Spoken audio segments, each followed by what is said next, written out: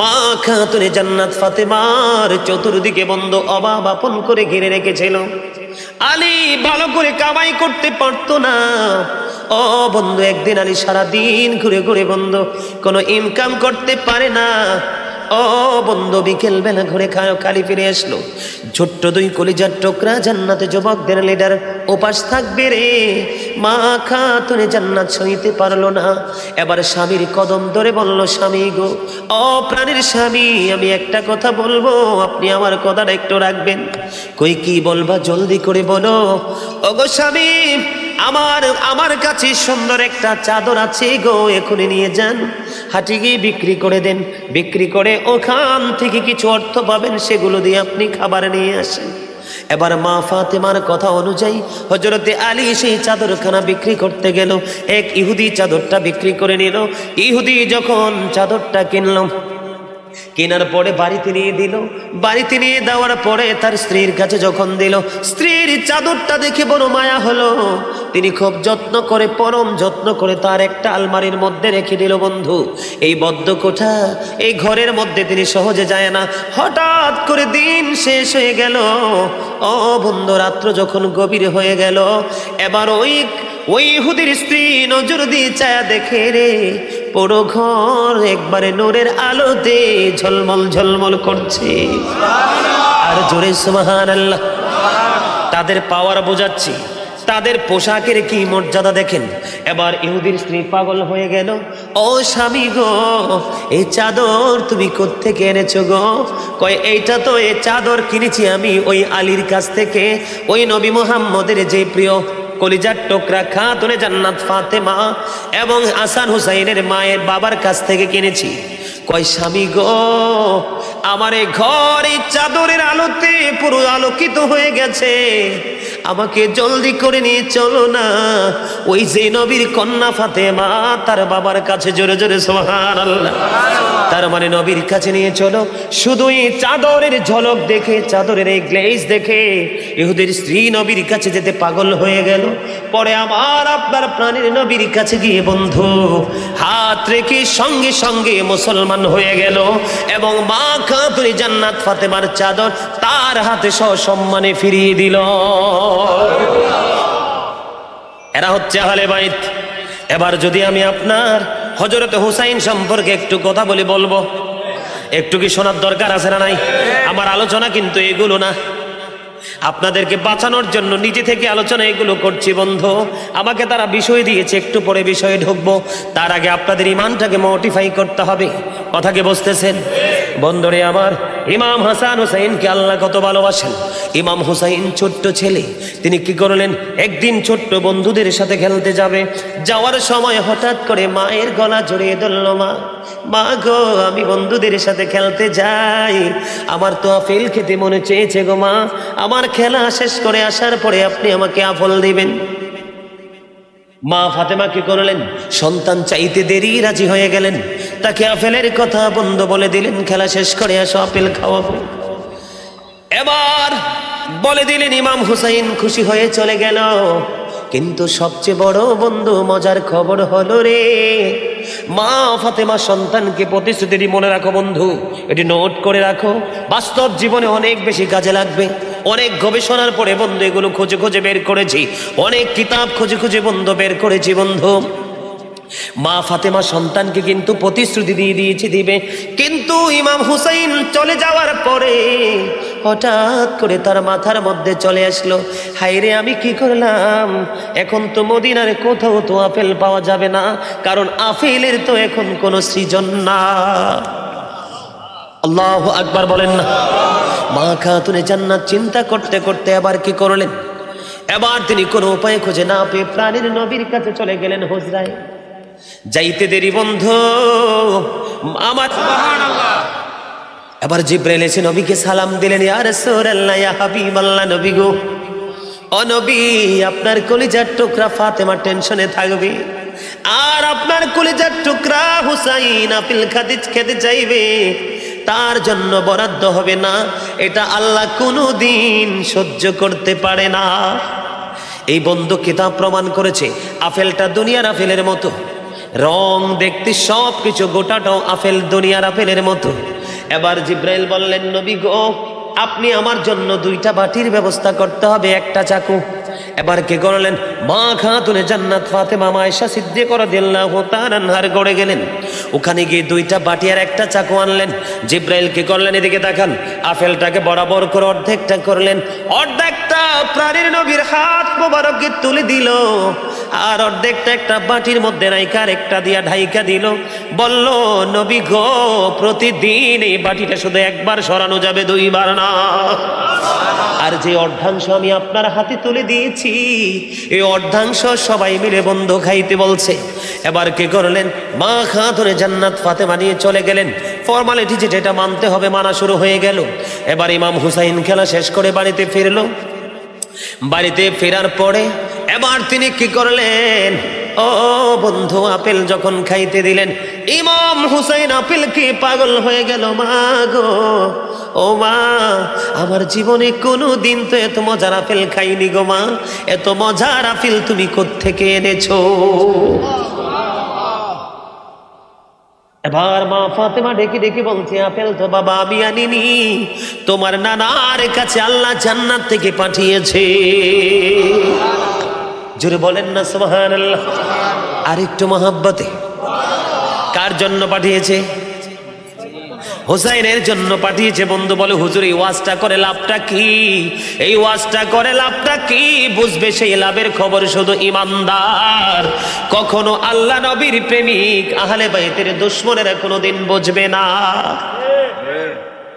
এবার তো আপেল খেলেন, খাওয়ার পরে সোজা দৌড় দিলেন নবীর কাছে, নানা গো, আমাকে কথা দাও, প্রতিদিন আমার জন্য আপেলের ব্যবস্থা করতে হবে। এবার আমার নবী একটা ডাক দিয়ে বললেন, নানা গো, তোমার জন্য আপেলের ব্যবস্থা হয়ে যাবে, মালিক করে দিবে।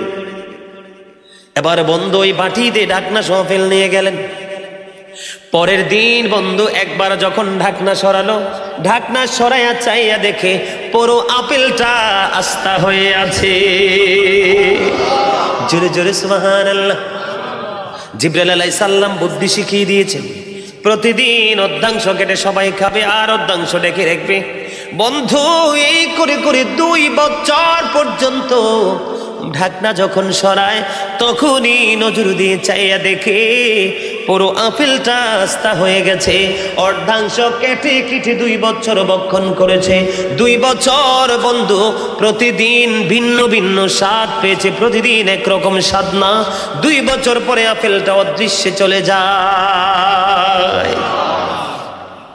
এতটা নবী এবং নবীর আহলে বাইতে, সুবহানাল্লাহ বলেন। আর অনেক আছে, একটা বললাম।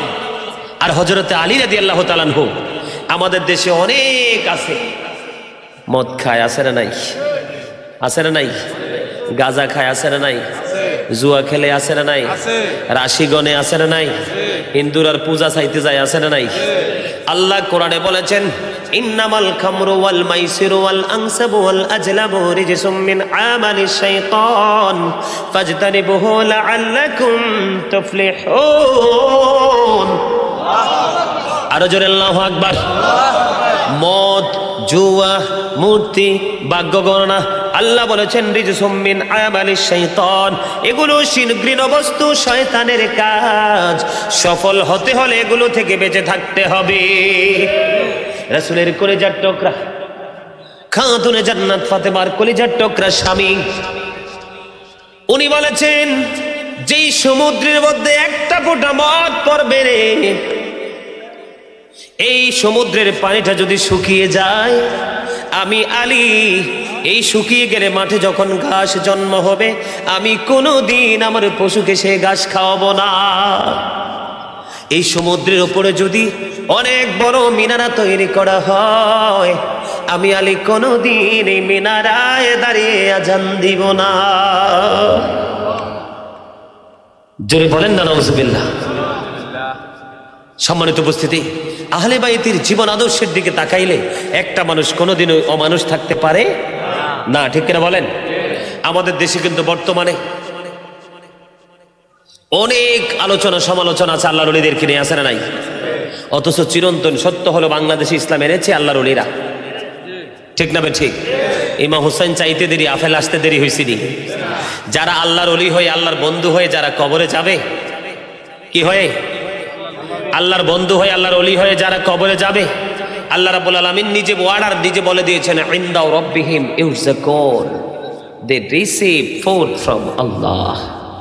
কবরে যাওয়ার পরে আল্লাহর ওলিরা কি হবে? জান্নাতে খাবার পাবে, তারা জান্নাতি খাবার রিসিভ করবে। আর যারা ঈমান হারা হয়ে কবরে যাবে তাদের জন্য খাবার জাহান্নামে ব্যবস্থা আছে। জানেন এটার নাম? কথা কয় না। এটার নাম হচ্ছে তিনাতুল খাবাল। ইয়া রাসূলুল্লাহ, ইয়া হাবিবাল্লাহ, নবী গো, এই তিনাতুল খাবালটা কি গো নবী? এবার আমার নবী একটা ডাক দিয়ে বলল, সেই তিনাতুল খাবালটা হলো আরেকটা জাহান্নামীর নিংড়ানো পুঁজ। এবার কোনটা নেবেন চিন্তা করেন, জান্নাত নেবেন না জাহান্নাম? কে কে জান্নাত নিতে চান? বাবারে, জান্নাত কিন্তু মামার গাছের পাকনা কলা না যে লাড়া দিল, ফললো, খাইলো, দৌড় দিলাম। হা, জান্নাতে যেতে হলে জান্নাতি মানুষের সাথে শক্ত প্রেম তৈরি করতে হবে। কার সাথে? জান্নাতি মানুষের সাথে। ঠিক কিনা বলেন? আরো জোরে। আমার কথা আপনার একমত না? শোনেন, জান্নাতি মানুষের সাথে প্রেম করতে পারলে আপনার জন্য লাভ। ওরা কবরে গেলে, তাদের ইন্তেকাল করার পরে তাদের জন্য জান্নাতে কি আছে?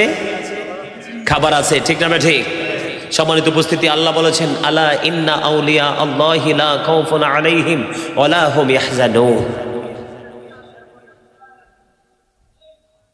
ঠিক কিনা বলেন? Behold, verily the friends of Allah have nothing to fear or to regret. আল্লাহ বলেছেন, নাহনু আউলিয়াউকুম ফিল হায়াতিদ দুনিয়া ওয়া feel আখিরাহ। We are your protecting friends in the life of the world and in the hereafter. জোরে জোরে সুবহানাল্লাহ। আরো জোরে। আল্লাহ বলেছেন, আতিউল্লাহ ওয়া আতিউর রাসূল ওয়া উলিল আমরি মিনকুম। আল্লাহর অনুগত্য করতে বলেছে, আল্লাহ রাসূলের অনুগত্য করতে বলেছে। আল্লাহ রাব্বুল আলামিন ওয়ালিল আমর দ্বারা হক্কানি আলেম এবং ওলিদেরকে বুঝিয়েছে, তাদের সাথেও প্রেম করতে বলেছে। তাদের সাথে প্রেম করলে লাভ হবে কি? আল্লাহ বলেছেন, ফাদখুলি ফি ইবাদি ওয়াদখুলি জান্নাতি। আল্লাহ বলেছেন, join with my dear people, come to my paradise. আমার প্রিয় লোকেদের সাথে যুক্ত হও আর আবার জান্নাতে চলে আসো। জোরে জোরে বলেন না সুবহানাল্লাহ। আর একটু মহব্বতে, আরো জোরে। আমার সুবহানাল্লাহ তো আস্তাইলে কেমনে হইব? ইসলাম কি জানতে চাইলে উত্তর হবে কি? মুসলিম নামে এই কথাটি কয়জন ভেবেছি, হায়রে কয়জন ভেবেছি। ভাবনা চিন্তা যাহাই করি, আল্লাহর ইচ্ছায় যেন করি। আল্লাহর ইচ্ছায় কাজ করিতে ইসলাম পেয়েছি। মুসলিম নামে এই কথাটি কয়জন ভেবেছি, হায়রে কয়জন ভেবেছি। আল্লাহর ইচ্ছায় কাজ করো, রাসূল প্রেমিক মুর্শিদ ধরো। আল্লাহর ইচ্ছায় কাজ করো, রাসূল প্রেমিক মুর্শিদ ধরো। দুজাহানের সুখের ভান্ডার তোমায় দিয়েছি। মুসলিম নামে এই কথাটি কয়জন ভেবেছি। যে মুর্শিদ আল্লাহর ইচ্ছায় কাজ করে যায় সর্বদাই, সেই মুর্শিদের ইচ্ছায় আমি মিশে রয়েছি। মুসলিম নামে এই কথাটি কয়জন ভেবেছি। মুসলিম নামে এই কথাটি কয়জন ভেবেছি। আল্লাহর ইচ্ছা বান্দার প্রতি অর্জন করা নবীর খুশি।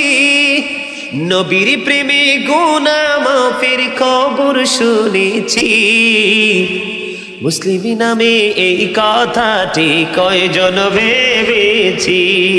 মারহাবা বলেন না। কথাগুলো কি বুঝছেন আপনারা? আরো জোরে। আল্লাহ রাসূলকে চিনতে হলে, পেতে হলে আমাদেরকে কোথায় যেতে হবে? হক্কানি আলেমদের কাছে, হক্কানি আল্লাহর ওলিদের কাছে যেতে হবে, ঠিক কিনা বলেন? সম্মানিত উপস্থিতি, বর্তমানে আমাদের বাংলাদেশে কিন্তু ভণ্ডফির আছে, অনেক আছে। আবার এরকম কিছু ভণ্ড আছে আল্লাহর ওলির মাজারে গিয়ে নাচানাচি করে, বিভিন্ন গর্হিত আচরণ করে, ঠিক কিনা বলেন? ভণ্ড পীরের জন্য হক্কানি ওলিরা কলঙ্কিত নয়, আর আল্লাহর ওলির দরবারে গিয়ে কিছু ভণ্ড মানুষ ভণ্ডামি করার কারণে এটার জন্য আল্লাহর ওলির দরবারও প্রশ্নবিদ্ধ নয়, ঠিক কিনা বলেন? দেখে দেখে বুঝে বুঝে হক্কানি আলেম এক্ষণে ওলিদের সাথে সম্পর্ক করবেন। যখন নবীর প্রেম, হক্কানি আলেম ওলামাদের সাথে আপনাদের গভীর সম্পর্ক থাকবে, রাইট হক্কানি আলেম ওলামা যারা, তখন কিন্তু আপনাদের শবে মেরাজ, শবে বরাত নিয়ে কোনো কনফিউশন থাকবে না। সম্মানিত উপস্থিতি, বরাত মানে হলো ভাগ্য রজনী। বরাত মানে কি? ভাগ্য রজনী। ওই রজনীতে একটা মানুষের আগামী বছরের সব কিছু নির্ধারণ করা হয়। কত মানুষ মরবে, কত মানুষ পৃথিবীতে জন্ম হবে, আপনার স্বপ্ন ওই মাস এক বছরের ভিত্তি পূরণ হবে কি না, সেই নির্ধারণ করা রাত্রটা হলো শবে বরাতের রাত্র, যেটাকে ভাগ্য রজনী বলা হয়, লাইলাতুল বরাত, ঠিক কিনা বলেন? লাইলাতুল বরাতের পরে আছে কি? রমজান। কিছুদিন পরেই কি রমজান। আমার কথা কি আপনারা একমত কিনা? কয়দিন পরে কি আসবে? রমজান। আমি আপনাদেরকে লাইলাতুল বরাত নিয়ে লম্বা কোনো আলোচনা করার কোনো কিছুই নাই। সম্মানিত উপস্থিতি, যারা বোঝে তারা একটুতেই বুঝবে, আর যারা বুঝবে না তারা আরো বললেও বুঝবে। আমি আপনাদেরকে হযরত ঈসা নবীর জামানা থেকে একটা ঘটনা আমি আপনাদেরকে শোনাবো। বন্ধুরে আমার, লাইলাতুল বরাত সম্পর্কে বন্ধু বয়ান। লাইলাতুল বরাতের রজনী এমন একটা গুরুত্বপূর্ণ নিয়ামত আমাদের জন্য। ঈসা রুহুল্লাহ একদিন ডেকে ডেকে বলছে, ওগো আল্লাহ, এই জামানায় আমার চেয়ে বেশি বুজুর্গ, এই জামানায় আমার চেয়ে বড় তাকওয়া সম্পূর্ণ, আমার চেয়ে বড় বুজুর্গ আর কোন লোক আছে কি? এবার ঈসা রুহুল্লাহ যখন আল্লাহ রাব্বুল আলামিনকে ডাক দিয়ে বললেন, আল্লাহ রাব্বুল আলামিন ঈসা রুহুল্লাহকে ডেকে ডেকে বলল, তুমি তোমার আশা নিয়ে সামনের দিকে হাঁটতে থাকো। কি করতে থাকো? সামনের দিকে। অনেক মুরব্বীর এই ঘটনাটা আপনাদের জানা থাকতে পারে, হ্যাঁ, এটা অনেকেই জানা থাকতে পারে, এটা অনেক মুরব্বীদের এটা নলেজে থাকতে পারে বন্ধু। এবার ঈসা রুহুল্লাহ কি করলেন? হাতের আশা নিয়ে তিনি সামনের দিকে হাঁটতে শুরু করলেন। সামনের দিকে হাঁটতে হাঁটতে হাঁটতে হাঁটতে যখন কিছু দূর গেলেন, কিছু দূর যাওয়ার পরে রাস্তার মধ্যখানে একটা বিশাল বড় একটা সাদা পাথর দেখতে পাইলেন। পাথর যখন দেখতে পাইলেন, আল্লাহকে একটা ডাক দিয়ে বলল, গো আল্লাহ, তোমার নির্দেশ, তোমার ইশারায় তো আমি পথ ধরে হাঁটতেছি, এখন রাস্তার মাঝখানে আমি বিশাল একটা পাথর দেখলাম, সাদা পাথর, এখন আমি কি করব? এবার ঈসা রুহুল্লাহকে আল্লাহ রাব্বুল আলামিন অর্ডার করলেন, তোমার হাতের আশা দ্বারা সেই লাঠির মধ্যে আঘাত করো। সুবহানাল্লাহ বলেন না? কি করো? আঘাত করো। আঘাত যখন করতে বললেন, সঙ্গে সঙ্গে এই লাঠি দ্বারা পাথরের মধ্যে বন্ধু আঘাত করলেন। কি করলেন? সঙ্গে সঙ্গে পাথরের মধ্যে যখন আঘাত করলেন, আঘাত করতে দেরি, সঙ্গে সঙ্গে পাথরটা ফাইটা দুইটা টুকরা হয়ে যায়। যখন এই পাথরটা যখন ফাইটা দুইটা টুকরা হয়ে গেল, এবার নজর দিয়ে বন্ধু চাইয়া দেখে এই পাথরের মধ্যে আছে একটা জয়ীফ, একটা বৃদ্ধ লোক, তার সামনে আছে জান্নাতি ফল, আর হাতে আছে তার তাসবিহ। ঈসা রুহুল্লাহ আশ্চর্য হয়ে গেল। বন্ধুরে আমার, এই জয়ীফ বৃদ্ধ লোক দেখি তিনি বৃদ্ধ লোককে প্রশ্ন করলো, আপনি যে পাথরের মধ্যে অবস্থান করতেছেন, পাথরের মধ্যে বসবাস করতেছেন, বসবাসের বয়স কত? এবার তিনি উত্তর দিলেন, এই পাথরে বসবাসের বয়স আমার 400 বছর। জোরে জোরে বলেন না আল্লাহু আকবার। কত বছর? 400 বছর। এই পাথরের মধ্যে বসবাসের বয়স হলো 400 বছর। এই বুজুর্গি আপনি কেমন করে পেয়েছেন? এই আধ্যাত্মিক শক্তি আপনি কেমন করে পেয়েছেন? এবার বন্ধু তিনি বললেন, আমি আমার মায়ের দোয়ায় সেই বুজুর্গি পেয়েছি। জোরে জোরে সুবহানাল্লাহ। এবার ঈসা রূহুল্লাহ আল্লাহ রাব্বুল আলামিনকে ডেকে ডেকে বলছে, আল্লাহ ও মনিব, আমি ভুল করেছি। আমি ভাবছি আমার চেয়ে বড় বুজুর্গ আর তো কেহ নেই। এখন দেখতে পাইলাম এই জয়ী বৃদ্ধ লোক 400 বছর পার করে দিয়েছে এই পাথরের মধ্যে, যে পাথরের কোনো দরজা জানালা নাই। এবার আল্লাহ রাব্বুল আলামিন বন্ধু ঈসা রূহুল্লাহকে খবর জানিয়ে দিল, হে আল্লাহর নবী, আল্লাহ রাব্বুল আলামিন ঈসা রূহুল্লাহকে ডেকে ডেকে বলল, ঈসা রে, আমার হাবিবুল্লাহর উম্মত কি? আমার হাবিবুল্লাহর উম্মত হযরতে মুহাম্মদ রাসূলুল্লাহ সাল্লাল্লাহু আলাইহি ওয়াসাল্লাম, আমার সেই প্রিয় নবীর উম্মত যদি শুধু লাইলাতুল বরাতের একটা রাত্রিতে যদি ইবাদত বন্দেগী প্রাণ ভরে করতে পারে রে, তাহলে তুমি যে প্র্যাকটিক্যালি দেখেছো পাথরের মধ্যে 400 বছর কাটিয়ে দিয়েছে, ওই পাথরের যে 400 বছর অবস্থান করনেওয়ালা ব্যক্তি, ওই ব্যক্তির চাইতেও বড় দামি হয়ে যাবে। আল্লাহকে ওয়াজ অস্বীকার করার সুযোগ আছে? কথা বলে না কেন? আছে? নাই। কথা কি বুঝতে পারছেন আপনারা? আসছে 18 তারিখ রাত্রে লাইলাতুল বরাত। এই লাইলাতুল বরাতের রজনীতে যদি সম্ভব হয় 3টা রোজা রাখবেন। কয়টা? কথা বলেন কয়টা? আগের দিন একটা, বরাতের দিন একটা, পরের দিন একটা, 3টা রোজা রাখবেন। বেশি করে নফল ইবাদত করবেন, বেশি বেশি করে দরুদ পড়বেন, বেশি বেশি করে জিকির করবেন, বেশি বেশি করে আল্লাহ রাব্বুল আলামিনকে খুশি করার জন্য, আল্লাহ রাব্বুল আলামিনের দিদার পাওয়ার জন্য যত তাকওয়া নিয়ে ভয় ভীতি নিয়ে আমল করা যায় সে আমল করবেন। সুবহানাল্লাহ বলেন। ওই রাত্রিতে যদি আল্লাহ রাব্বুল আলামিন তো বলে দিয়েছেন ঈসা নবীর এই ঘটনাকে কেন্দ্র করে, আমি আপনাদেরকে বলবো ইরশাদুত তালিবিন কিতাবের মধ্যে এসেছে, বন্ধুরে আমার, জিবরাইল আলাইহিস সালাম সর্বোচ্চ মর্যাদা ফেরেশতাদের মধ্যে পেয়েছেন। ঠিক কিনা বলেন? আমার দিকে দেখেন, আল্লাহ 600 ডানা দিয়ে বন্ধু সৃষ্টি করেছেন। জিবরাইল আলাইহিস সালাম একটা রাত্রি 1000 বছর নফল ইবাদত করলো। একটা রাত্রি 1000 বছর নফল ইবাদত করার পরে আমার আল্লাহ একটা ডাক দিয়ে বলল, জিবরাইল, আমি তো তোমাকে ইবাদত করতে বলিনি, নফল ইবাদত করতে বলিনি। কেন রে জিবরাইল, তুমি আমল করেছো 30,000 বছর। এবার জিবরাইল একটা ডাক দিয়ে বলল, ওগো আল্লাহ, আপনি আমাকে 600 ডানা দিয়ে সৃষ্টি করেছেন, এত মর্যাদা দিয়েছেন, আমি শুকরিয়া স্বরূপ আমি নফল ইবাদত করেছি।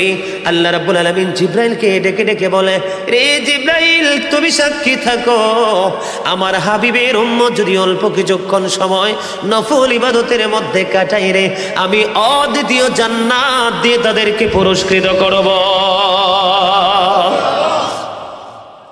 এখন কিন্তু আমাদের সুন্নাত নামাজ নাই, নফল নামাজ, বিশেষ করে আসরের সুন্নত তো ম্যাক্সিমাম লোকেই পড়ে না, এশার নামাজের সুন্নত তো ম্যাক্সিমাম লোকেই পড়ে না। ঠিক কিনা বলেন? আরো জোরে। আপনারা কি বুঝেন না?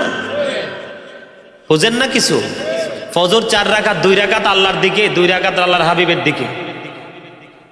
জোহরের নামাজ 12 রাকাত, মাত্র 4 রাকাত ফারদুল্লাহ, আর বাকি সব সুন্নাত রাসূলুল্লাহ। বুঝেন না এখানে আল্লাহ আল্লাহর হাবিবের সাথে কত মহাব্বত, কত প্রেম, কত ভালোবাসা? জোরে বলেন না সুবহানাল্লাহ। এইভাবে আমল করতে প্রস্তুত আছেন তো? লাইলাতুল বরাতকে খুব মনে প্রাণে চমৎকার ভাবে আমরা বরণ করে নিব। বেশি বেশি করে লাইলাতুল বরাতকে নিয়ে আমরা আমল করব, আমাদের ভাগ্য যেন পরিবর্তন হয়। ঠিক কিনা বলেন? আল্লাহ যেন আমাদের ভাগ্যকে পরিবর্তন করতে পারে। আপনি পাহাড় পরিমাণ পাপ করছেন তো কি হয়েছে? একটা হলো লাইলাতুল বরাতের রাত, একটা লাইলাতুল মেরাজের রাত। কিসের রাত? একটা লাইলাতুল কদরের রাত, আর একটা ঈদ উল ফিতর, আর একটা ঈদ উল আজহা। কয়টা? কয়টা? এগুলো খুব গুরুত্বপূর্ণ সময়, গুরুত্বপূর্ণ নিয়ে সময় আল্লাহর কাছে দোয়া করলে আল্লাহ রাব্বুল আলামিন কবুল করবে। কথা কি বুঝতে পারছেন? সম্মানিত উপস্থিতি, উটের মালিক যেমন উটকে হারিয়ে পেরেশান হয়ে যায়, পাওয়ার পরে মহা খুশি, খুশি হওয়ার পরে আবার মালিক বলতেছে, আল্লাহ তুমি আমার বান্দা, আমি তোমার রব। সুবহানাল্লাহ বল না। মানে এত বেশি খুশি হয়েছে সে, উটের পিঠিতে তার প্রয়োজনীয় সব, উট হারানো মানে সব হারিয়ে যাওয়া। উট ফিরে পাওয়ার পরে এত বেশি খুশি হয়েছে, কি বলছে? তুমি আমার বান্দা, আমি তোমার। এটা বন্ধু খুশি হয়ে যে মনটা এলোমেলো হয়ে গেছে বলে ফেলেছে। আল্লাহর হাবিব বলেছে, ও বন্ধু, উটের মালিক উট ফিরে পাওয়ার পরে যেমনি খুশি হয়, হারিয়ে যাওয়া উটটাকে ফিরে পাওয়ার পরে যেমনি খুশি হয়ে, আল্লাহ রাব্বুল আলামিনের বান্দা যখন অপরাধ করবে, পাপ করবে, পাপ করার পরে যখন আল্লাহর কাছে ক্ষমা চাইবে, ওই উট ফিরে পাওয়া মালিকের চাইতে বেশি আমার আল্লাহ বান্দার প্রতি খুশি হয়ে যাবে। এই শবে বরাতের রাত আসছে, কাজে লাগাবেন।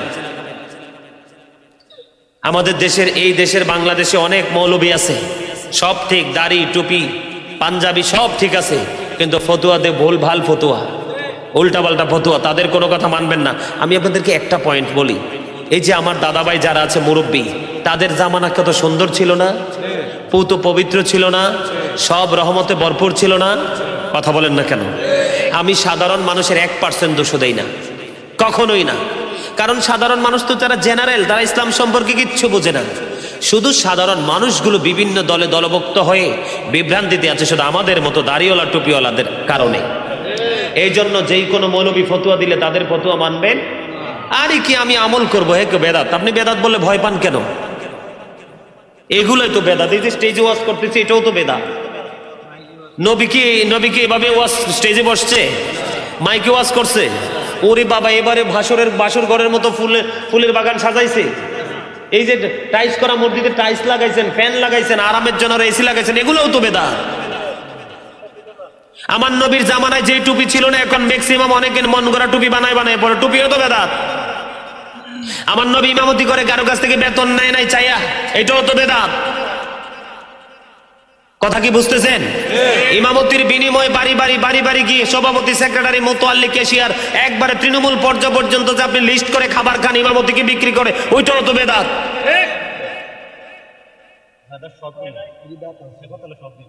আমার কথা কি আপনারা বুঝছেন? আমার কথা বুঝছেন? বেদাত বললে ভয় পাবেন না, এটা একদল নামদারি আলেমদের এটা হচ্ছে একটা ধান্দা। এটা কি তাদের একটা কি ধান্দা?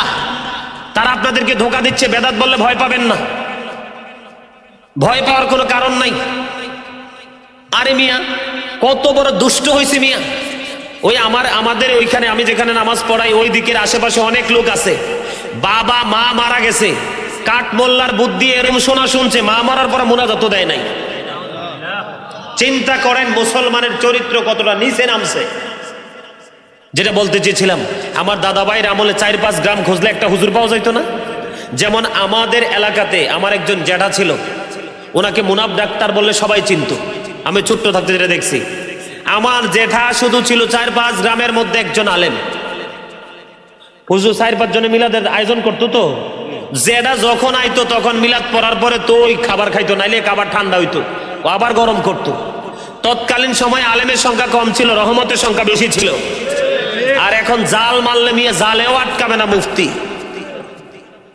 সেই তুলনায় রহমত খুঁজা দেখেন আপনি, পাহাড়ের চূড়ায়ও নাই। আপনি দেখতেছেন রহমত দেখা যায়, কিন্তু তারা ধরতে পারতেছেন না। যত যান ধরতেছে ততই পালায়া যায়। কারণ ওই যে ঈমান, আমল, আখলাক, চরিত্র সবগুলো আমরা শুধু টাকার কাছে, অর্থের কাছে বিক্রি করে দিয়েছি। আর সঠিক আলেমের পিছনে নামাজ পড়বেন। আমি বলে গেলাম, ওই হাদিস শরীফ মনে আসেনি? আল্লাহ রাসূল কি বলেছেন? তোমরা তাদের থেকে দূরে থাকো, তাদেরকেও দূরে রাখো। ওই সমস্ত নবীর দুশ্মন, আহলে বাইতের দুশ্মন, মেরাজের দুশ্মন, বরাতের দুশ্মন, নফল ইবাদতের দুশ্মন, মিলাদ কিয়ামের দুশ্মন, এদের থেকে সাবধান থাকবেন। এদের সীমানাও পাড়া দিবেন না।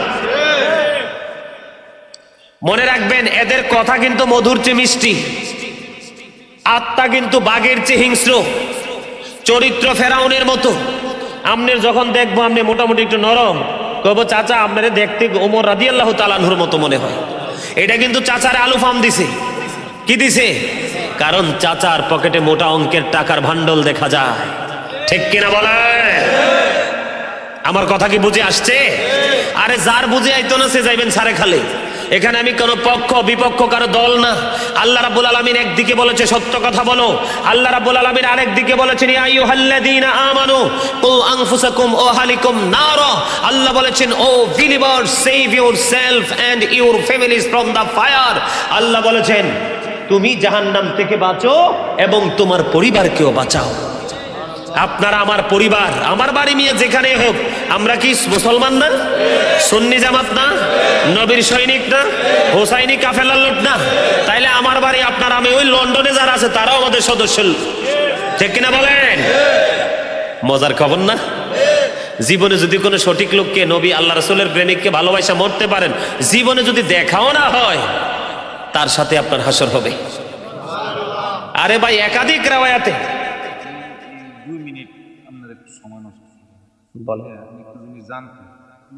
যে আমরা দেখি বাচ্চা বন্ধু এদের বাচ্চা বন্ধু। আচ্ছা কেন নিয়ত বান? আচ্ছা আমার ইমাম সবে নিয়ত বাদে না দিই, আমি বাংলাম এখানে ঈদের সম্বন্ধে একটু কথা বললি। আমার এখানে কটা বাচ্চা বন্ধুরা। উনি মেম্বার সাহেব, আপনি রানিং মেম্বার? না রানিং না, সাবেক। ওরে বাবা, বিশাল কেরিয়ার তো। ওনার অনেক অভিজ্ঞতা আছে। উনি বলছে এখানে নাকি একটা বাচ্চা ইন্দুর আছে ওনাদের এদিকে, এখানে ধরে। শোনেন, আমি আপনাদের কি বলি, মাযহাব মানা ফরজ। মাযহাব মানা কি? আমি আপনাকে একটা দলিল দিব সোজা, আমি আপনাকে একটা দলিল দিব সোজা, কারণ আমি রমজান নিয়ে একটু আলোচনা করব, তারপর আলোচনা শেষ করবো। প্রায় 2 ঘন্টা হয়ে গেছে। কি তারি গড়ি ওটা দুষ্ট মিয়া, এটা একদম দ্রুত গতিতে দৌড়ায়। ঠিক কিনা বলেন? শোনেন, আমরা নিয়ত বাঁধবো কিভাবে? পুরুষের জন্য হচ্ছে হাত বাঁধা। কি? হানাফি মাযহাব অনুযায়ী এই যে এদিকে তাকান, এই যে বৃদ্ধা আঙ্গুল কনিষ্ঠ আঙ্গুল দিয়ে এভাবে ধরবেন, 3টা আঙ্গুল এভাবে ছেড়ে দিবেন। কি করবেন? হাত যেখানে যায় সেখানে হচ্ছে আপনার নিয়ত বাঁধার জায়গা। এটা ইমাম আজম আবু হানিফার মত। ঠিক কিনা বলেন? পুরুষরা হাত বাঁধবে, মহিলারা হাত রাখবে। এখন কিন্তু মহিলা পুরুষের কোনো ভেদাভেদ নাই, এক কথায় এটি খারিজি। আরে এটি কি এক কথায় কি আরা খারিজি? আরে মিয়া, আমাদের দেশে একটা নোয়াখালী আছে না, আই করছি, আই দচ্ছি, আই চলিয়েছি, মনে আসেনি? এটার মিয়া গায়ের পোশাক দেখলে আমার পায়ের বালু সব জোরে মাটিতে পড়ে যায়। এটা বলে মাদ্রাসার মুহাদ্দিস। আরে মিয়া, আমাদের কুমিল্লা আলিয়ার মুহাদ্দিস দেখলে মিয়া এখনো থরথরে মিয়া গাও কাঁপে। আর এই মুহাদ্দিস দেখলে মনে হয় যে শিয়ালের সাথে প্রেম করছে। কথা বলেন না কেন? নাকি আমি বানাই বলছি কথা? একে নিয়ে কোনো কথা আমি বলতাম না। কেন বলছি জানেন? ও বলতেছে হজ করতে গেছে মক্কাতুল মুকাররমায় গিয়ে ফেসবুকে লাইভ দিয়ে বলতেছে অল্প সময়ের মধ্যে মাযহাব ডিলিট করব, তোমার বাবার সম্পদ মাযহাব। এই মিয়া, ফুলের নির্যাস যেমন মধু, ফুলের নির্যাস কি? মধু। মাযহাবও কিন্তু এরকম। সকল গবেষণার মধ্য দিয়ে আপনার জন্য একটা সহজ সরল একটা পথ আপনার জন্য বের করা হয়েছে, আপনি যদি সহজে এই পথে হেঁটে জান্নাতে যেতে পারেন। আর এটা মানা মুমিনের জন্য ফরজ। আমনে কোন এইটা? আরে মিয়া, নবীরে কয় আমাদের মতো। আঙ্গুর সামনে কইতে পারে না, না আন্নেগো সামনে কইতে পারে না, আঙ্গো সামনেও কইতে পারে না। আমি বেড়া হইছি সুইটটা, সব জায়গায় খুলি শুধু গিটটা। কথা বুঝেন নাই? আমার কথা বুঝতে পারছেন? আরে মিয়া, আপনি কয়েক হাজার কোটি টাকার মালিক, আই ডোন্ট কেয়ার, কিচ্ছু করার নাই। কারণ আল্লাহ কোরআনে বলছে ইন্নামা ইয়াখশাল্লাহা মিন ইবাদিহিল উলামা। আল্লাহ কোরআনে বলেছে আল উলামাউল ওয়ারাসাতুল আম্বিয়া। মনে রাখবেন, the rich are not always happy. ধনীরা সব সময় সুখী নয়, যারা দুনিয়ার ধনী, তবে ওই ধনী আবার অলওয়েজ হ্যাপি। আল গিনা গিনা নাফস, প্রকৃত ধনী হলো আত্মার ধনী। এই ধনী আবার অলওয়েজ হ্যাপি, দুনিয়াতেও সুখী, মরার পরেও সুখী। কথা কি আমার বুঝে আসছে? আমার কথা বুঝতেছেন? আরে পৃথিবী থেকে 1,40,000 মাইল দূরে চাঁদ। 1969 সালে Neil Armstrong 50 lakh crore dollar ব্যয় করে চাঁদের দেশে গেছে, বিন্দু পরিমাণ বালুকণা নিয়ে ফিরে আসছে। আর আপনার আমার নবী পৃথিবী থেকে ইশারা করতে দেরি, চাঁদ 2টা টুকরা হইতে দেরি হয় না। কথা কি বুঝে আসে না? এই কই যান বইয়ের নিয়ে? বিশ্বের যে অ্যাস্ট্রোনমার, এদের গবেষণায় বের হয়েছে, আমার দিকে তাকান। ওরা বলেছেন আকাশের মধ্যে 200 ক্রোর গ্যালাক্সি আছে। এই এদিকে তাকান, আকাশের মধ্যে 200 কোটি ছায়াপথ আছে। প্রত্যেকটা ছায়াপথের মধ্যে, যুবকদেরকে বলছি ভালো করে শোনো, প্রত্যেকটা ছায়াপথের মধ্যে 10,000 কোটি করে তারা আছে। এর মধ্যে একটা তারার নাম হলো নিউটন স্টার। এই নিউটন স্টার তারাটার এক চা চামচ পদার্থের ওজন হলো 1000 মিলিয়ন টন। কত হাজার? কথা বলেন, 1000 মিলিয়ন টন। তাহলে আপনারা বোঝেন একটা তারার ওজন কত হতে পারে, এটাকে বের করার ক্ষমতা পৃথিবীর কারো আছে? এখন প্রশ্ন হলো আপনাদের কাছে, আমার সাধারণ বিবেক দিয়ে আপনারা বিবেচনা করবেন, এই যে এত তারার ওজন বহন করছে, আকাশে কোনো খুঁটি আছে? নাই। আল্লাহ আসমানকে বলছে কোরআন নাও, নাকচ করে দিয়েছে সরাসরি, এই কোরআনের ভার সইতে পারবো না। জমিনের বুকে কত বিশাল বিশাল ভবন, প্রাকৃতিক কোনো দুর্যোগ না আসলে কখনো এগুলো ধসে পড়ে না, ভেঙে পড়ে না। আল্লাহ যখন জমিনকে বলল কোরআন নাও, ছোট্ট একটা কিতাব, দেখতে ছোট্ট, দেখতে কি এটার বিশালতা, আসমান জমিন চন্দ্র সূর্য সৃষ্টি জগতের সীমারেখা যতটুকু, তার চাইতেও বড় পাওয়ার, ঠিক কিনা বলে? আরো জোরে বুঝেন নাই? আর জমিন না করে দিয়েছে, না আল্লাহ কোরআনের ভার সইতে পারবো না। কোরআন আইছে কার কাছে? আল্লাহর প্রিয় হাবিব হাবিবুল্লাহর কাছে। আপনাদেরকে একটা এক্সাম্পল দেই, দাঁড়ান। সূরা কাউসার সবচেয়ে মজার না? সবচেয়ে ছোট না? সূরা কাউসার কেন নাযিল হয়েছে জানেন? আমার নবীকে যখন আবতার বলেছিল, কি বলেছে? আবতার, নির্বংশ বলেছে, নিঃস্ব বলেছে, তখন আমার নবী খুব কষ্ট পাইছে। আপনারা যারা বুদ্ধিমান মানুষ, বিশেষ করে কলেজ ইউনিভার্সিটির আমার ভাই যারা আছো, তোমাদেরকে আমি বলছি, কারণ আগামী প্রজন্ম তোমাদের হাতে। তোমরা একটু বাংলা কোরআন শরীফ, ইংলিশ কোরআন শরীফ একটু তালাশ করে তোমরা খুঁজে দেখবে। কোরআন শরীফের আয়াত নাজিল হওয়ার আগে, সূরা নাজিল হওয়ার আগে তার ব্যাকগ্রাউন্ড তৈরি হয়েছে, অবতীর্ণ হওয়ার কারণ তৈরি হয়েছে। সূরা কাউসারটা নাজিল হওয়ার কারণটা, আল্লাহর হাবিবকে আবতার বলতে দেরি আল্লাহ রাব্বুল আলামিন কষ্ট পাইছে, সঙ্গে সঙ্গে জিব্রাইলকে দিয়ে সূরা কাউসার পাঠিয়ে দিছে। ওগো হাবিব, আপনি কোনো টেনশন করবেন না গো হাবিব। আজকে যারা আপনাকে আবতার বলেছে, নির্বংশ বলেছে, তারাই কাল কিয়ামতের দিন নির্বংশ হয়ে যাবে গো। আর আপনার সন্তান তুল্য উম্মত সবগুলোর জন্য আমি বরাদ্দ করে দিলাম কাউসার, যার একবার একলে কমপক্ষে 40 বছর কোনো প্রাণীর তৃষ্ণা লাগবে না। কেউ কেউ বলেছে জীবনে কোনো দিন পানির কোনো তৃষ্ণা লাগবে না। সেই নবীকে ওরা বলে এদের মতো। আর নবী আজ থেকে 1450 বছর আগে বলছে আইয়ুকুম মিসলি, তোমরা কে আছো আমার মতো? আজও পর্যন্ত কেউ হাত তোলে নাই। এত বড় দুঃসাহস, কথা কি বুঝতেছেন? আর এমনি আমার কাছে অবাক লাগে, এই যে আসতে রমজান, বাংলাদেশে যে কত মারামারি কোবাকুবি হবে 8 আর 20 নিয়ে। সহি হাদিস থেকে প্রমাণ, আমার নবী 20 রাকাত তারাবি পড়ছে। কত রাকাত? তবে নবী জামাত নিয়েছিল সংশয়, এক একজন এক একভাবে বয়ান দিয়েছেন। নবী, আমি জেনেছি আল্লাহর প্রিয় হাবিব মাত্র 3 দিন তারাবি জামাতে পড়ছে। কয়দিন? মাত্র 3 দিন তিনি তারাবি জামাতে পড়ছে। এরপরে তিনি জামাতে পড়ে বলে, হুজুর কেন গো তিনি 3 দিন মাত্র তারাবি জামাতে পড়লো?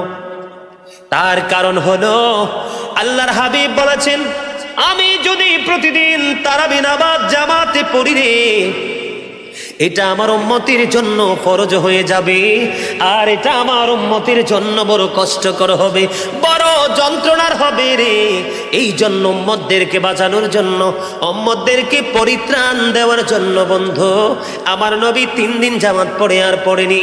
এই জন্য আপনি দোকানেও পড়তে পারেন, মসজিদেও পড়তে পারেন, জামাতেও পড়তে পারেন, যখন খানকাতে পড়তে পারেন, আপনার যখন মন চায় সেখানে পড়তে পারেন, শুধু এই কারণে। আর যদি আমার নবী জামাতে পড়তো তাহলে সবার জন্য এটা বাধ্যতামূলক হয়ে যেত। আচ্ছা আপনারা বলেন, আমার একটা গল্প শুনবেন নি বললে? আমার আপনারা যারা আমার এখানে ভক্তবৃন্দ আসেননি, যে অনলাইনে কন্টিনিউ আলোচনা শোনেন, এরকম আসেননি কেউ? সাই কে কে আসেন হাত তোলেন তো দেখি। বেশি থাকতো নেয়নি, অল্প কিছু হাত নামান। যারা আমার কন্টিনিউ আলোচনা শোনেন তারা জানেন আমি ফালতু কথা আলাপ করি না। যতটুকু আলোচনা করি ততটুকু মানুষকে বোঝানোর চেষ্টাই করি, কারণ এই জায়গাটা অত্যন্ত গুরুত্বপূর্ণ একটা জায়গা। ঠিক কিনা বলেন? শোনেন, আব্দুর রাজ্জাক বিন ইউসুফ নামে একটা বক্তা আছে না, চরম বেয়াদব, মানে বেয়াদব মানে সর্বশিষ্য বেয়াদবও বলতে পারবো না, কি বলবো আমি জানি না। এই বেয়াদবের কিছু ভক্ত আমাদেরকে তাকান, চাপাই নবাবগঞ্জ থেকে আপনার তারা কাজ করতে আসছে। ফুলকুমারী মাজারের নাম শুনছেন আপনারা? শাহগাজী রহমতুল্লাহ আলাইয়ের মাজার নাম শোনেন নাই? এটার অনেক কেরামত আছে, কিন্তু আমি প্র্যাকটিক্যালও কেরামত দেখেছি, কারণ ওই মসজিদের খতিব ছিলাম আমি দীর্ঘদিন, মাদ্রাসা টিচিং প্রফেশনে ছিলাম দীর্ঘদিন, ওখানে মাদ্রাসা মসজিদে দায়িত্বে ছিলাম। তো একদিন কি হলো, আপনার কাজের জন্য ওরা আপনার এই ফুলকুমারীতে আসছে। তো কাজ যে চলতেছে, কাজ চলা অবস্থায় ওরা কি করতেছে, আপনার মানে রমজান চলে আসছে। কি চলে আসছে? রমজান চলে আসছে। তো প্রত্যেক দিন আমরা তো তারাবি শেষ করে মিলাদ পরে তারপরে মুনাজাত দিয়ে যাই। ওরা দেখছি প্রত্যেক দিন, আমি খেয়াল করলাম ওদের আবার খাবার দাবারের সব ব্যবস্থা কিন্তু ওখানে, পাহাড় তো, ওরা একবারে বাজার করে নিয়ে সকাল বিকাল খায় ঘুমায়, ওখানে থাকার টাকার ব্যবস্থা। তো আমি দেখি কয়েকদিন ফলো করলাম যে ওরা 8 রাকাত তারাবি পরে বৈশা থাকে বারান্দায়, মসজিদের বারান্দায় যে বৈশা থাকে। তো একদিন দেখেন, আপনাদেরকে আমি কিছু কৌশল শিখাইয়া যাই আজকে। যুদ্ধে যদি কখনো কোনো প্রতিপক্ষের সাথে বিজয় ছিনিয়ে আনতে চান, তাহলে চেষ্টা করবেন প্রতিপক্ষকে কিভাবে উত্তেজিত করা যায়। প্রতিপক্ষ যখন উত্তেজিত হবে, লাগামহীনভাবে কথা বলবে, তখন আপনার বিজয় খুব সহজ হয়ে যাবে। কথা কি বুঝতে পারছেন? আরেকটা টেকনিক হলো, কারো মনের ঘরে যদি জায়গা করে নেওয়ার আপনার ইচ্ছা থাকে, তাহলে কন্টিনিউ শুধু একটা জিনিস নিয়ে অবজার্ভ করবেন, গবেষণা করবেন, সেই জায়গাটা হলো তার দুর্বল পয়েন্ট কোথায়। আপনি যদি তার দুর্বল জায়গাটা খুঁজে বের করতে পারবেন, তাকে 1 মিনিটে ঘায়েল করতে পারবেন, সে আপনার ভক্ত হয়ে যাবে। কথা কি আমার বুঝতে পারছেন? সম্মানিত উপস্থিতি, তো 2 নাম্বার টেকনিক আমি অবলম্বন করলাম। আমি বসে আছি, তাদের কোনো সমস্যা হয় কিনা, তাদের কোনো বিপদ আসে কিনা, সেই দিন আমি তাদের বিপদে আমি যে পাশে দাঁড়াবো। আর না হয় তাদের বাড়ি চাপাই নবাবগঞ্জ, আমার বাড়ি কুমিল্লা, তারা আমার কথা কি করবে না, অ্যাকসেপ্ট করবে না। তখন একদিন হঠাৎ করে কাজ করতে করতে বিকাল হয়ে গেল।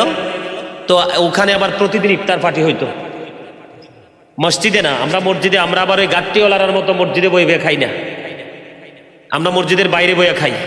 আমাদের দেশে আছে না এরকম? কথা কন না কেন? এই যুবকরা তোমরা বলো, ঘুমাইলে কোনো কিছু হয়নি রাত্রে? হয়। তো হওয়ার পরে শরীরকে ফাঁক থাকে না, না ফাঁক থাকে? এই সময় গোসল ফরজ না নামাজ ফরজ? সবচেয়ে শ্রেষ্ঠ জায়গা বাইতুল্লাহ মসজিদে, এখানে যদি এই কাম হয় তাহলে কি করবা কও? কথা কয় না কেন? উপায় আছে, উপায় আছে। গাট্টি লয়ে লয়ে দৌড়ায় যারা, তাদের কথা জীবনও শুনবা না, কারণ গাট্টি নিয়ে দৌড়াই আল্লাহ পাওয়া যাবে না। বউয়ের হক বউকে দিতে হবে, সন্তানের হক সন্তানকে দিতে হবে, মার হক মাকে দিতে হবে, বাবার হক বাবাকে দিতে হবে, পাড়া পড়োশির কিছু হক আছে সেই হক আদায় করতে হবে। তারপরে তুমি নামাজি হইলে, আল্লাহওয়ালা হইলে জান্নাত পাইবা।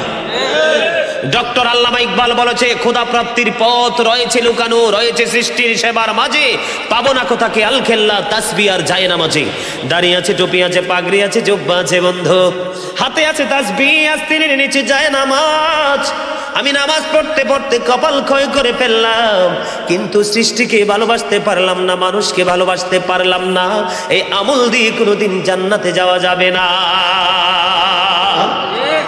আমার মনে হয় সবার কাছে কথাটা ভালো লাগে নাই না? এবার আসেন, পরে বিকাল হয়ে গেছে, এবার কই হুজুর আজকে তো আমরা কোনো সবজি নাই, এখন আমাদের জন্য একটাই ব্যাপার কি, আমাদের জন্য আজকে হুজুর সবজির ব্যবস্থা করতে হবে। আমি পাইছি সুযোগ আজকেই, ওয়াজ আমার আজকেই হইব। টাইমকে আপনারা টেনশন করবেন না, আমি সবজির ব্যবস্থা করব। তো কি করলাম, আমরা গ্রামে যখন ছিলাম তখন কিন্তু আমার ছোট্ট একটা ভাই আছে, এখন সে বাহিরে আছে। তো সে আবার মানে আপনার পড়ালেখার ফাঁকে ফাঁকে আপনার ওই যে সবজি রোপণ করতে পছন্দ করত। মানে তার অনেক পছন্দ যে রান্না করার সময় হলে খেতে গিয়ে সবজি কাটটাই না রান্না করব, খাবো, এরকম একটা স্বপ্ন। তো তখন ছিল আমাদের লাউ ক্ষেত। একবারে নতুন লাউ নামছে, বাচ্চা মজা চাই একটা লাউ আনলাম, তাই না দিছি। ওরা এই রাত্রে ডাল টাল দিয়ে ভাজি টাজি করে খুব মজা করে খাইছে। তা আমি যখন পরের দিন মাদ্রাসাতে আসলাম, আসার পরে হুজুর খুব মজা হয়েছে আপনার সবজি লাউটা। আমি আবার আমার বলতেছে হুজুর টাকা কত দিতে হবে? আমি আপনারা তো আমার মেহমান, টাকা লাগবে না, প্রয়োজন হলে আরো বলবেন, আমি আপনাদেরকে হেল্প করব। তো এই করতে করতে করতে করতে তাদের সাথে আমার একটা গুড কমিউনিকেশন একটা তৈরি হলো, রিলেশনশিপ তৈরি হলো। পরে এক পর্যায়ে কথা বলতে বলতে যে আমাদের মিলাদ নিয়ে আমরা যে দাঁড়াইয়া রাসূলকে সালাম দেই, ওই এলাকায় নাকি ওরা জীবনেও দেখে নাই। আসলে তখন বুঝলাম দোষ তো তাদের না, দোষ হচ্ছে তাদের দুষ্ট লিডারদের। তো পরে তা আমি বললাম ভাই আপনাকে একটা কথা বলবো। লিডারটারে বললো যে ভাই বলেন। তা আমি বললাম আচ্ছা আল্লাহকে বেশি সেজদা দিলে বেশি লাভ নাকি কম সেজদা দিলে? কই না, অবশ্যই আল্লাহকে বেশি সেজদা দিলেই বেশি লাভ। তাইলে ভাই আমরা প্রতিদিন 20 রাকাত তারাবি পড়ি আর আপনারা 8 রাকাত পরে বসে থাকেন, যেহেতু প্রতিদিন খাবারটা আমাদের নামাজ মিলাদ শেষ হইলেই খান, তাইলে আমি বিশ্বাস করি আপনি যদি বুদ্ধিমান হন আগামী দিন থেকে আপনারা আমার সাথে 20 রাকাত নামাজ পড়বেন, কারণ আল্লাহকে যত বেশি সেজদা দিতে পারবেন তত বেশি লাভবান হতে পারবেন। তারা আবার এই কথাগুলোকে খুব সূক্ষ্মভাবে মাথায় আটকাইছে। গবেষণা করতে করতে দেখি পরের দিন থেকে দেখি এবার তারাবিও 20 রাকাত এবং মিলাদও ছাইরা যায় না। বিশ্বাস করবেন রমজানের 2-3 দিন তারা 8 রাকাত করে পড়ছে, পরের দিন থেকে পুরো রমজান ঈদ পর্যন্ত তারা, ঈদের আগ দিন পর্যন্ত তারা আপনার আমার সাথে 20 রাকাত তারাবি পড়ছে এবং মিলাদ পড়ছে। এবং সর্বশেষে যাওয়ার সময় বলছে হুজুর এই আমলগুলো আল্লাহর দরবারে কবুল হবে কিনা জানি না হুজুর, তবে সত্য একটা কথা, আপনার এই মিলাদ, আপনার এই নামাজ, আপনার এই দুরুদ বাচ্চাদেরকে যে শেখানো হুজুর আমাদের আত্মাতে প্রশান্তি দিয়েছে। জোরে বলেন না সুবহানাল্লাহ, আর একটু মহাব্বতে। সম্মানিত উপস্থিতি, সাধারণ মানুষগুলোকে বুঝাতে হবে আসলে একটা সমস্যা কি জানেন, যেই দিকে হক্কানি সুন্নি আলেম আছে ওই সঠিক কথাগুলো বলে তারা সুন্নিয়তের আওতায় চলে আসছে, কিন্তু যাদের নসিব খারাপ তাদের মাঝখানে যাইয়া পড়ছে একটা খারিজি। এখানে কোনো হক আলেম নাই, না থাকার কারণে তাদেরকেই কথা বলতে বলতে তারা সেই ধারাবাহিকতা নিয়ে চলতেছে। আসলে কিন্তু সাধারণ জেনারেল মানুষের কোনো দোষ নেই। সম্মানিত উপস্থিতি, আমি আজকে আর বেশি আলোচনা করব না। আমার পরে কি হুজুর আরো আছে?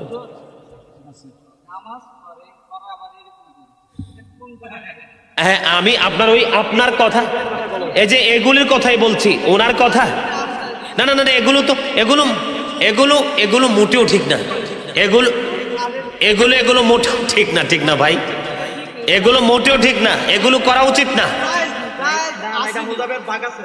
আমি আপনাকে বলি এখানে এখানে বিষয় হচ্ছে এখানে ফেস লাগানি না, ফেস লাগানি নাই। আমার দিকে তাকান, আপনার হাতে নিচে কি মূর্তি আছে?